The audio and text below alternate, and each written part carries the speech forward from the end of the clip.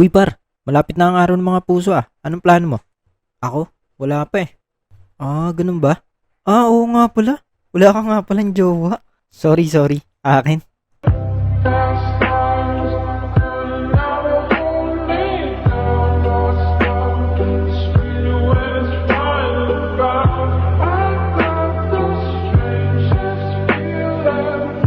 O kayo, may kadate na ba kayo sa darating na araw ng mga puso?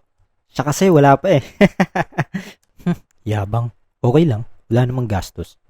Ang araw ng mga puso ay pinagdiriwang tuwing ika-14 ng Pebrero. Dito, ipinahiwatig ng mga magkasintahan, mga mag-asawa at mga pamilya ang kanilang pag-ibig sa isa't isa. Halos karamihan ay nagbibigay ng bulaklak, tsokolate o regalo.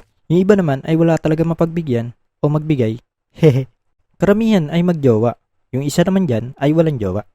Pero syempre, hindi porkit wala kang jowa eh hindi ka nakasali sa araw ng mga puso. Lagi mong tatandaan na nandyan pa ang ating mga ina, kapatid at iba pang mga mahal sa buhay. Kaya ikaw par, huwag ka malungkot dahil nakakasiguro ako na hindi ka nag-iisa. Totoo ba?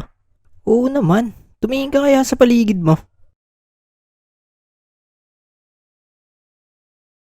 Quack, quack, quack. Nye, sana all. Di bali par, okay lang yan. May next year pa naman eh.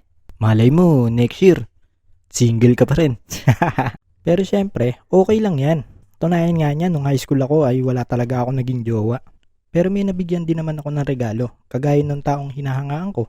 Naalala ko pa noon, bago pa man sumapit ang araw ng mga puso ay nagdo-drawing na ako. At ito ang nireregalo ko. May pagkakataon pa nga na bumili ako ng tsokolate na nakalagay sa hugis pusong kahon para ibigay sa mami ko. Pero hindi ko inaasahan na magkakapares pala kami ng regalo ni daddy. Dahil wala nga akong jowa o girlfriend, ay nagpapaligsahan kami ni daddy sa ibibigay para kay mami. Lakas mo mang asar, di ka rin naman pala nagka-jowa noon. Siyempre, study first. Sos. Single. Darating ang panahon, magkaka-jowa din ako. At ipagsisigawan ko sa buong mundo na hindi na ako single.